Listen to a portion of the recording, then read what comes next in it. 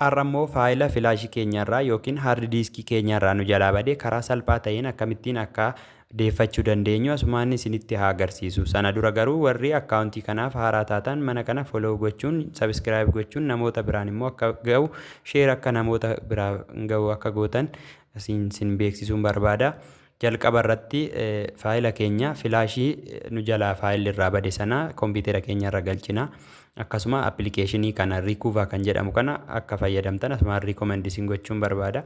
Rikuuvaan kun fayyadamtu sana booda diispiisii jala galtu sanaan iddoo faayilli keenya badee fakkeenyaaf asuma kan badee jiru isinitti agarsiisu nan balleessaa jechuudha. Baanerii isa kana 15 meetira tokkoo fi seentii 50 akkasuma baay'isuu 100 seentimeetira baanerii kana diileet goona jechuudha.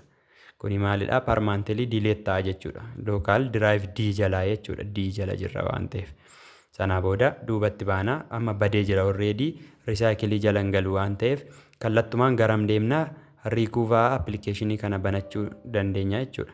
Sanaan booda yes jennaani next jennaani achiin faayiloota nu jalaa bade sana fakkeenyaaf dookimentii muuziik viidiyoo piikcharii kan barbaanne sana asirraa ool yoo jenne hunda kan bade nuuf deebisa. Yoommoo asumaan piikcharii duwwaa ta'e ammaaf piikchariin balleesse waan ta'eef piikcharii duwwaa akkanaaf deebisuun godha jechuudha. Piikchar jedheen next sanaan booda ispeesii iddoo itti wanti kun nu jalaa bade risaayikilii jala moo dookimentii jala moo maalidha kan jedhu asiin nuuf fida. As dhufnaa biroowuser jenneet as jala lookaal diraayiv D jala gallaa jechuudha. D jalaa waan tabadee jiruu fi okay jenna D jalaa nuuf deebisaa jechuudha. Lookaal diraayiv D jala. Sana booda next jennaani start gaafa jennu asumaan karaa salphaa ta'een faayila keenya nuu fidee nu deebiseera jechuudha. Kun iddoo kanarratti nu deebiseera.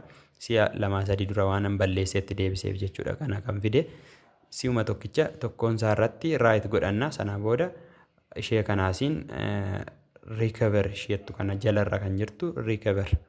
Sana booda lafa kamitti seefsii godhu jedhee nu gaafata.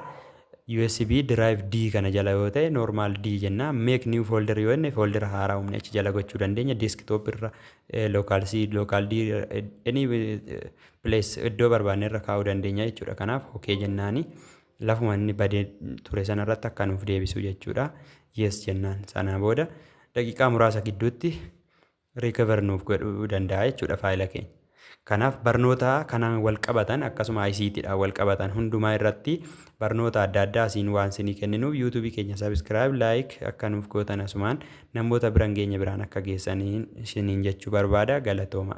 Kanaaf amma asumaan diispiisii jennaa lookaal USB drive D jala galla.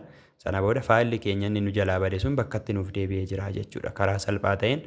Kanaafi kanuma barnoonni keenyaarraa waan na dhaggeeffattaniif galatooma.